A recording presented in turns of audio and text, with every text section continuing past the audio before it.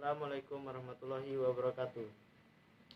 Marilah kita panjatkan puji dan syukur atas kehadiran Allah Subhanahu wa taala yang telah memberikan karunia dan rahmat hingga sampai saat ini. Hari ini saya akan menjelaskan tentang manusia sebagai Abdullah dan Khalifatullah. Manusia sebagai Abdullah dan Khalifatullah. Manusia wajib menjalankan fungsinya yang mulia, yaitu sebagai Abdullah dan Khalifatullah. Sebagai Abdullah, manusia dituntut beribadah kepada Allah. Sebagai Khalifatullah, manusia dituntut untuk memperlakukan bumi dan sisinya dengan menjunjung tinggi nilai-nilai peradaban Islam. Tafsir Tahlili. Ayat ini menegaskan bahwa Allah tidaklah menjadikan jin dan manusia melainkan untuk mengenalnya dan agar menyembahnya. Dalam kaitan ini Allah SWT berfirman, padahal mereka disuruh menyembah Tuhan yang Maha Esa. Tidak ada Tuhan selain Dia. Maha suci Dia dari apa yang mereka persekutukan. At-Taubat ayat 9. Pendapat tersebut sama dengan pendapat Az-Zajjaj. Tetapi ahli tafsir yang lain berpendapat bahwa maksud ayat tersebut ialah merendahkan diri. Maka setiap makhluk, baik jin dan manusia, wajib tunduk kepada peraturan Tuhan, merendahkan diri terhadap kehendaknya, menerima apa yang Dia takdirkan. Mereka dijadikan atas kehendaknya dan diberi rezeki sesuai dengan apa yang telah ditentukan. Tak seorang pun yang dapat memberikan manfaat atau mendatangkan mudarat, karena semuanya adalah kehendak Allah Subhanahu wa taala. Ayat tersebut menguatkan perintah mengingat Allah Subhanahu wa taala dan memerintahkan manusia agar melakukan ibadah kepada Allah Subhanahu wa taala. Al-Quran Surah Al-Baqarah ayat 30.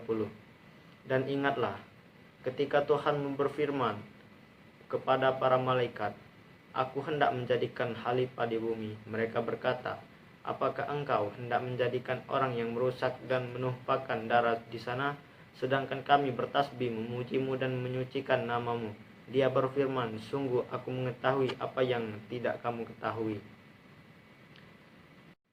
Tafsir Tahlili. Ketika Allah Subhanahu wa taala memberitahukan kepada para malaikatnya bahwa Dia akan menjadikan Adam alaihissalam sebagai khalifah di bumi, maka para malaikat itu bertanya, mengapa Adam yang akan diangkat menjadi khalifah di bumi, padahal Adam adalah keturunannya dan kelak akan berbuat kerusakan dan menumpahkan darah di bumi. Para malaikat menganggap bahwa diri mereka lebih patut memangku jabatan itu, sedangkan mereka makhluk yang selalu bertasbih, memuji dan menyucikan Allah Subhanahu wa taala. Allah tidak membenarkan anggapan mereka itu dan Dia menjawab bahwa Dia mengetahui apa yang tidak diketahui oleh para malaikat.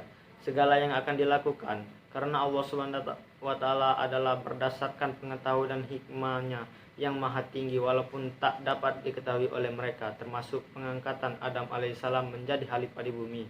Yang dimaksud dengan kekhalifahan Adam alaihissalam di bumi adalah kedudukannya sebagai khalifah di bumi ini untuk melaksanakan perintah-perintahnya dan memakmurkan bumi serta memanfaatkan segala apa yang ada padanya. Pengertian ini dapat dikuatkan dengan firman Allah, wahai Daud, sesungguhnya engkau kami jadikan khalifah di bumi. Sadat ayat 38. Sebagaimana kita ketahui, Daud alaihissalam di samping menjadi nabi juga menjadi raja bagi kaumnya.